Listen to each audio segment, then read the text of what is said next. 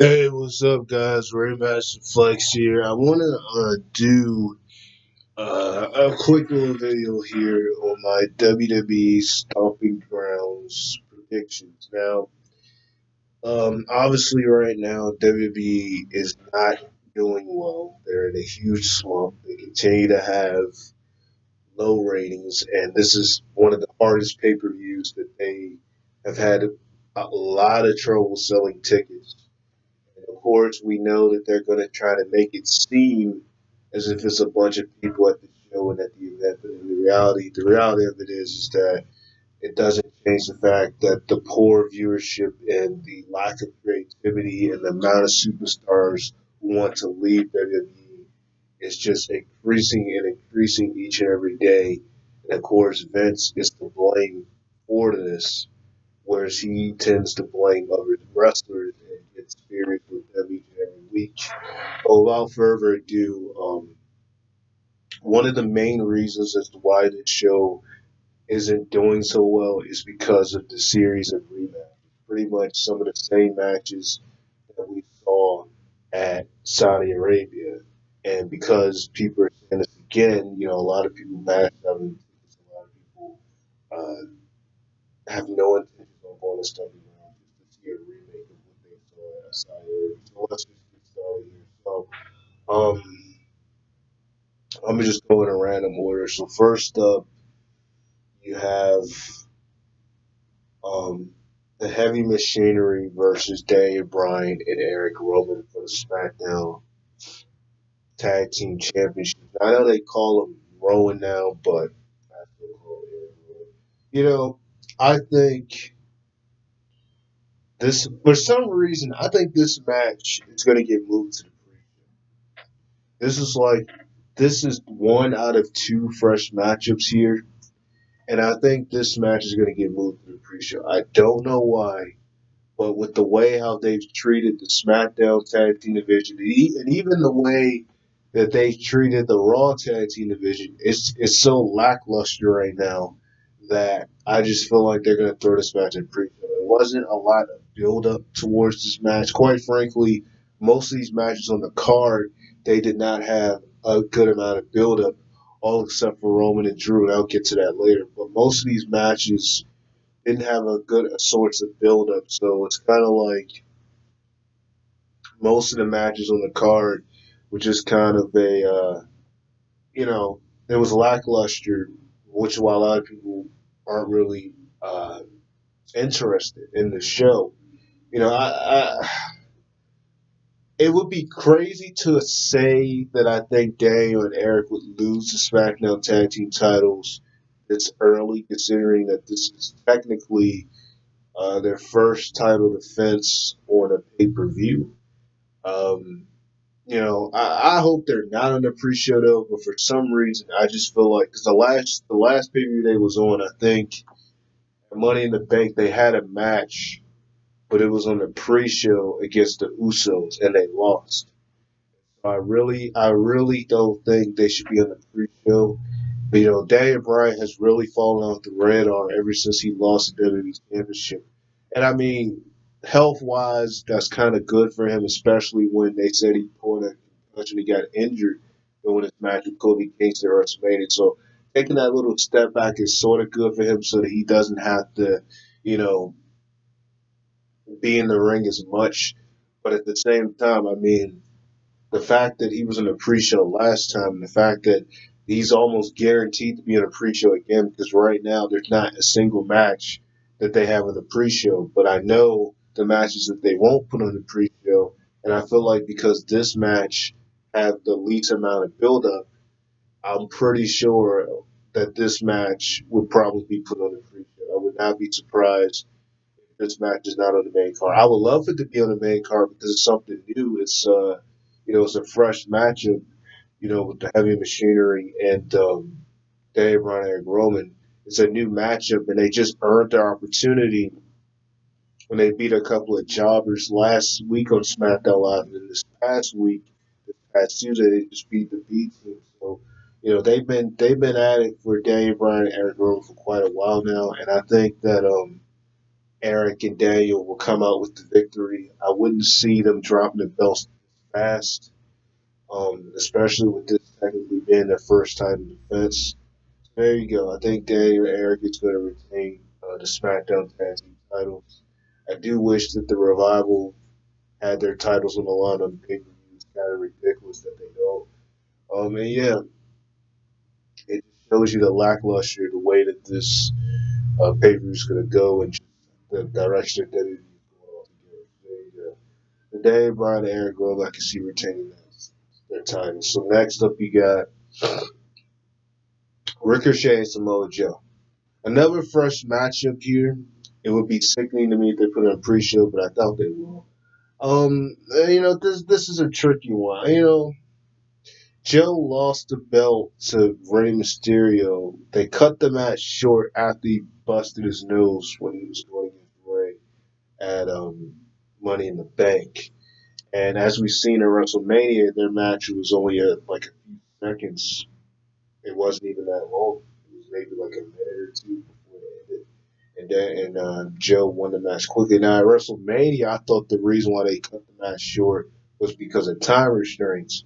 But at Money in the Bank, it was obvious that they cut the match short because of um, because of because of Joe's injury. And then on top of that, then he injured Ray, and then Ray had to give the belt back to Joe, and now Joe's now a two-time United States champion.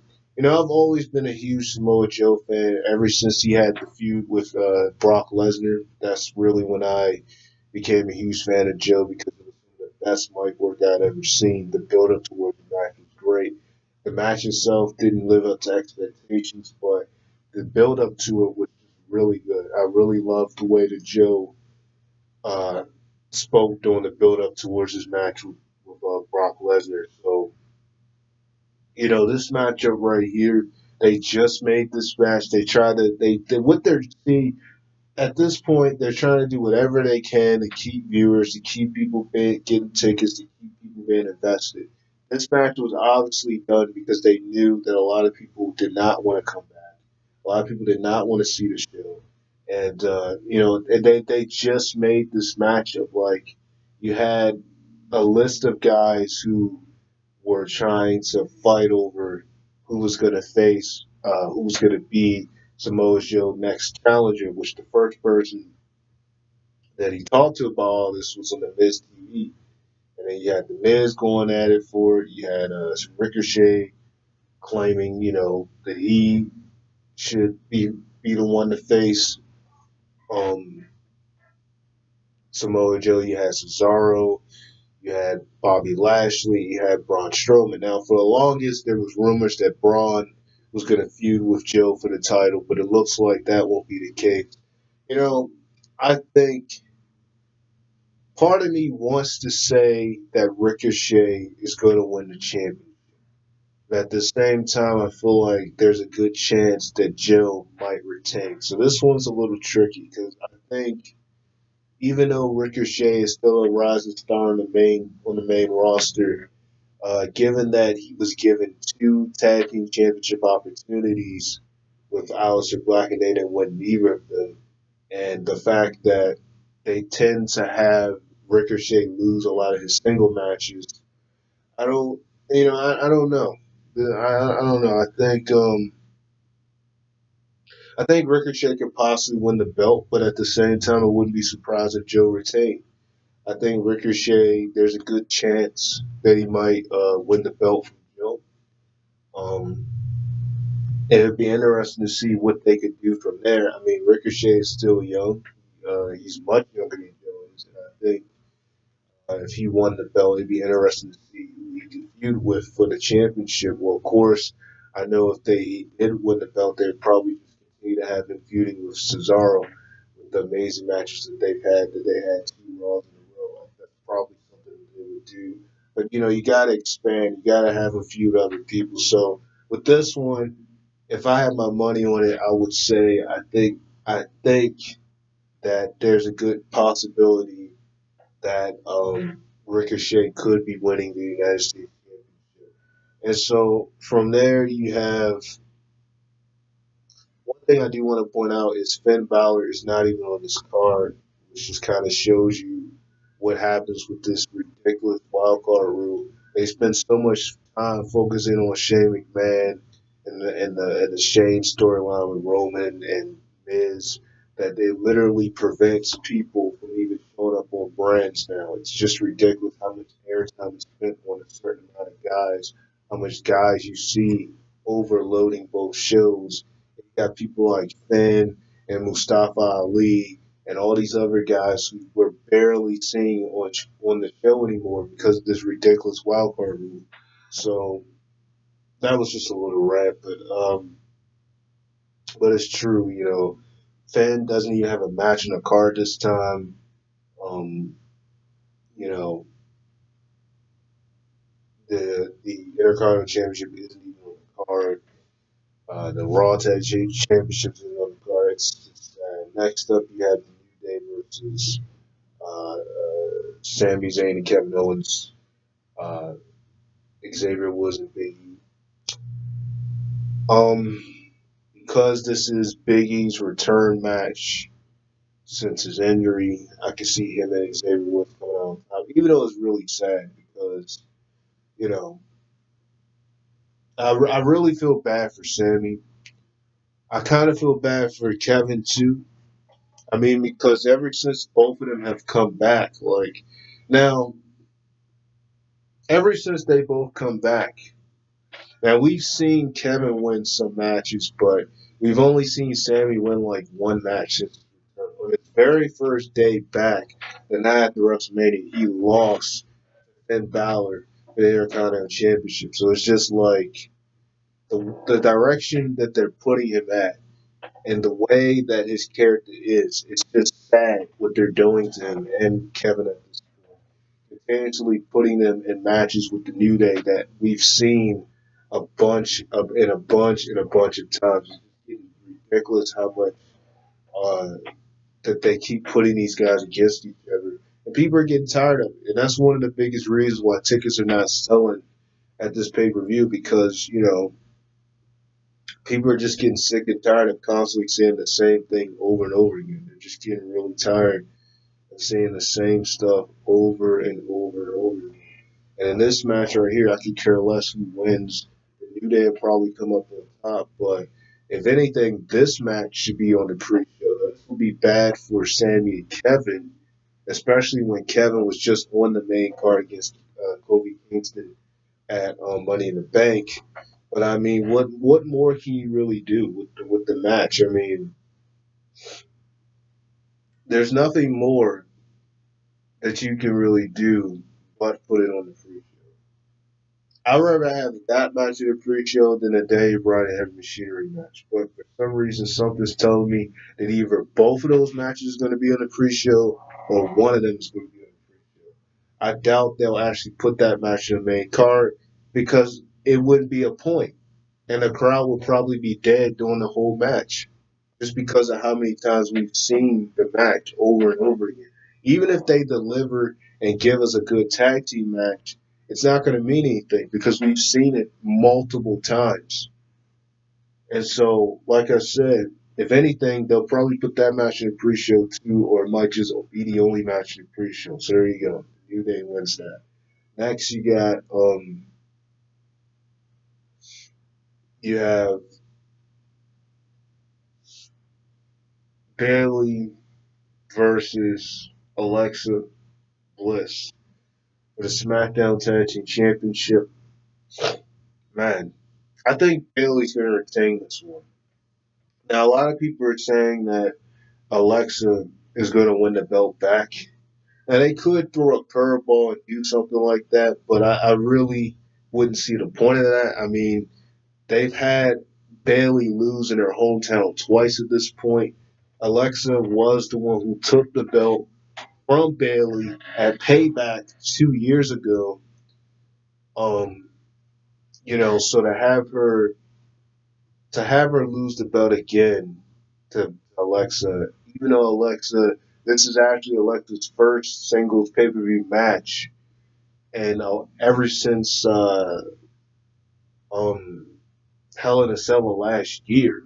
and that's just something to really point out is that this is the first time since Hell in a Cell last year that Alexa's even had a singles match on pay per view. It's because she had been injured. She was injured for so long. She had like a concussion or something, and it really took her out of action for the rest of the year. And even though she did participate in the Royal Rumble this year, she still wasn't able to wrestle at WrestleMania. She was just a host, and she had a match the night after WrestleMania against Bayley, in which she won that match, I believe. But I think this time it would make sense to put Bayley on top. I don't see a reason of why Alexa, even though this is her first pay per view match, um, singles match since last year, I don't see a reason why Alexa should win the belt this early. I think Bayley should retain here, um, especially given that Alexa has basically had her number for the last couple of times. And the ending to this build up was really good on SmackDown. You could tell there was a lot of intensity there with Alexa said to Bayley. We could tell that there's a possibility that Bayley might have also thought the same way that Sasha Banks did when it came to Alexa Bliss and in the locker room, based on some of the things that we heard Bayley Alexa say on SmackDown Live. But like I said, I think Bayley's going to retain this match, retain the title here. I don't see Alexa winning. Um, you know, especially when this stupid wild card rule, she's technically a Raw superstar anyway, and that's the reason why this wild card rule doesn't make sense. You call it a wild card rule, but most of the matches you have is Raw versus SmackDown guys. So when Survivor Series comes around, there's no point of doing Team Raw versus Team SmackDown because you're pretty much already doing that now. That's the thing that doesn't make any sense. You got a SmackDown superstar. And it's the same way with the New Day and Cesaro, with the New Day and Sheamus. I mean, the New Day and Sammy and Kevin match. I mean, Sammy is a Raw guy. I mean, you got a SmackDown person versus a Raw person. Alexa is from Raw. Bayley's from SmackDown. Bayley's SmackDown Women's Champion. There's no reason Alexa should win. But it defeats the purpose of calling a wild card if you're just going to have people from both brands facing each other. It's ridiculous. But I see Bayley retaining this match, retaining her title. Excuse me, God. Uh, I also see Becky Lynch retaining the Raw Women's Championship against Lacey Evans again. She just retained it against Lacey Evans at Money in the Bank. I don't know exactly why they have to face each other again. This just goes back to the constant rematches, but I can see Becky Lynch retaining the Raw Women's Championship again, unless they just want to have Lacey Evans as Raw Women's Champion. Excuse me, guys. Um, I don't know what they're doing. I know there's rumors that Lacey is supposed to be pushed heavily, but I don't think now would be the time to do that. The real question is though, if Becky does retain, who is she going to feud with next? Because you can't just keep having her have constant matches with Lacey Evans all the time. You gotta shake it up and do something different. So with this one here, I think Becky's going to retain. If she loses the championship, I really don't want to see another match between these two. They've got to change things up. You see, if you got to take someone out the title picture, you got to do something different. I mean, you can't keep having the same two matches over and over again. You just can't do it. So I think, with this match right here, I think Bayley. I think, Lacey Evans is probably going to lose again. If she wins, then I mean the question is, what are you going to do? So, there you go. Thank you, Lynch. I can see everything. Next up, you got Drew McIntyre, Roman Reigns. Just like WrestleMania, I think Roman's going to come out on top. I mean, it's pretty obvious. This is one of the problems as to why WWE is suffering now.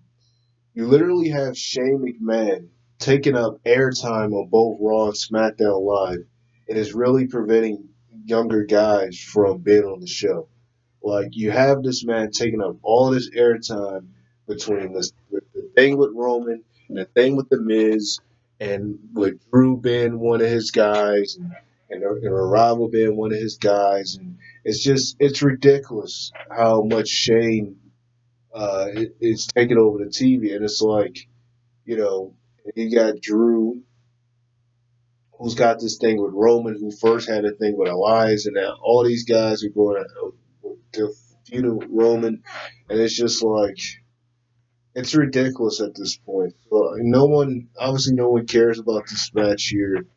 This is an all Shane type thing. Shane defeated Roman at Saudi Arabia, and for this match right here, I think Roman's gonna win again. I think he's gonna beat Drew again. I don't see a reason why Drew would win. If he does win, uh, it is what it is. But I don't see Drew winning, especially with the way that they've been building it. With pretty much they've been getting most of the beat down on Roman.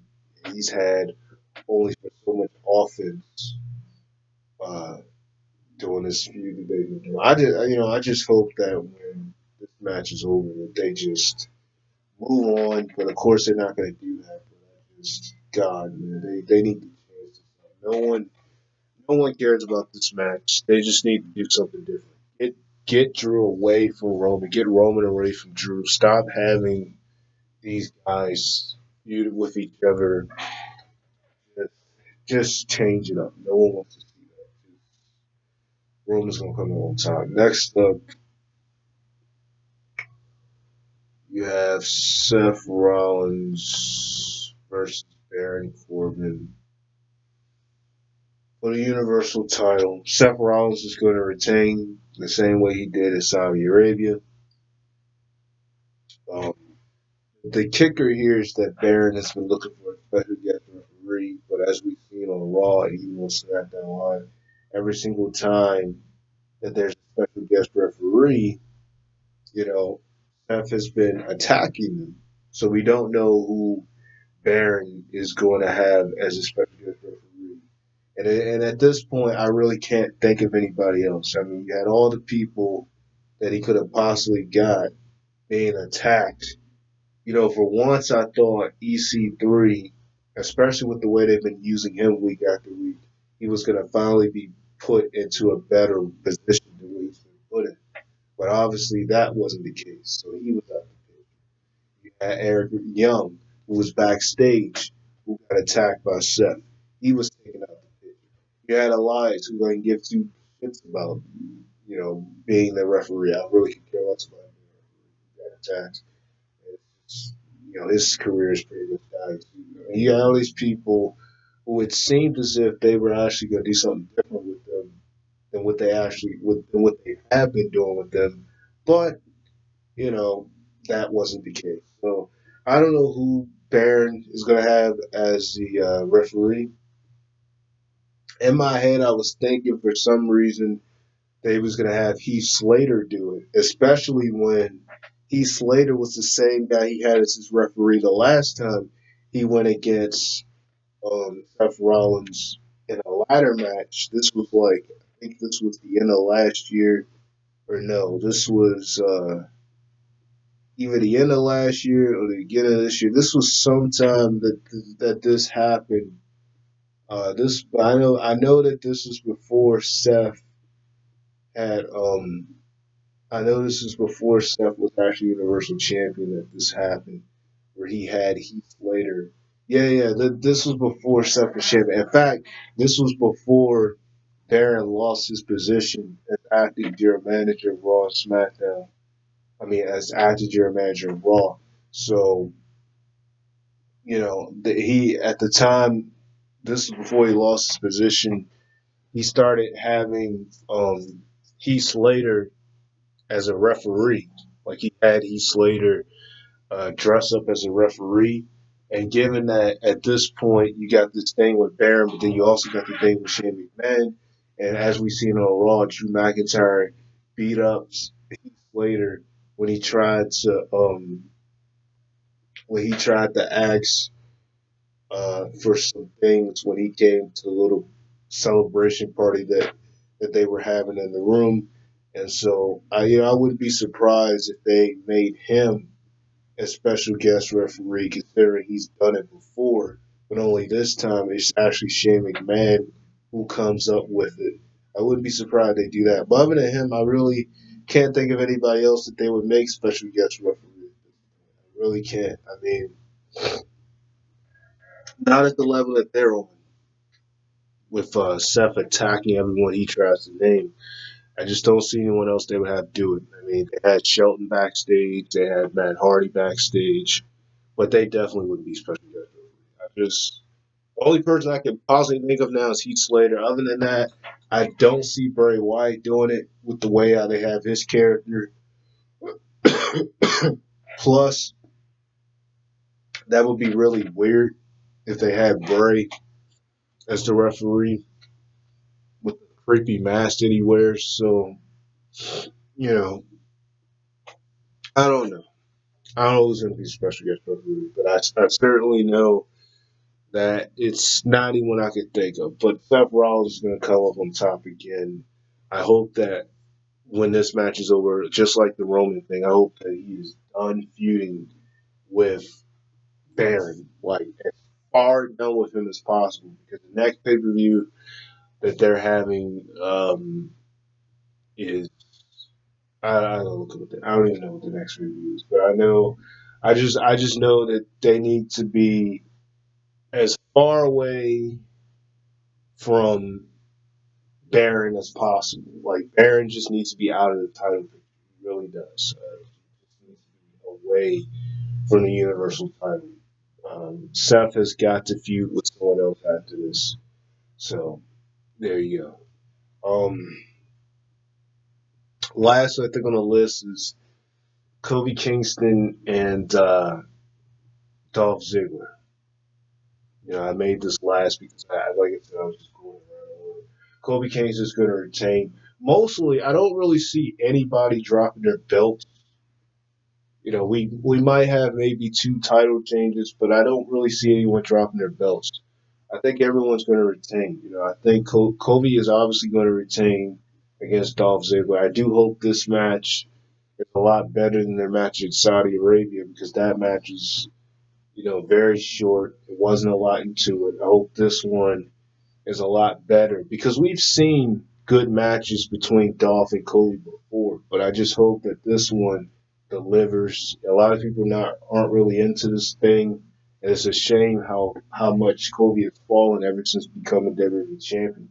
But I just hope that this match is a lot better than their last match. Also, I hope that they don't have him feuding with Kevin and Sammy again when this match is over. Like they really have got to change up the game. You cannot keep having these guys feud with the same people. This is why people don't tune in. This is why people are not buying tickets. You can't keep doing this. When this match is over, don't have him continue to feud with Dolph Ziggler, and certainly don't put him back in a feud with Kevin and Sammy. You gotta change up the game and give him someone else to feud with. Give him somebody else that he can face. It's a lot of guys on SmackDown. It's not like the roster isn't filled. You can have a feud with Andrade. You can have a feud.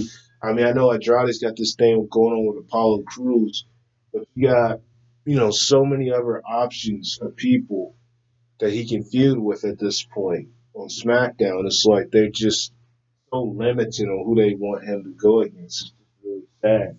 So I just, you know, it just shows you that the creativity, like I said, is ridiculous. They don't know what to do with anyone anymore. It's just sad.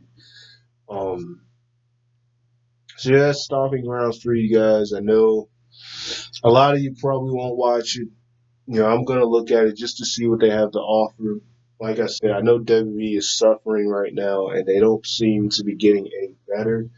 I'm not gonna ever, stop watching the product, but I do know that the product is pretty much at the worst it's ever been at this point. And it's not going to get any better until Vince either dies in his chair or just completely step down. Which, of course, even unfortunately, when the XFL starts, I still don't see Vince taking a step down. So there you go. So that's stomping grounds for you. I might do a review on it when the show actually takes place. And yeah, sign off, Red Bastard Flex. Like, comment, subscribe. Until you guys have a good day.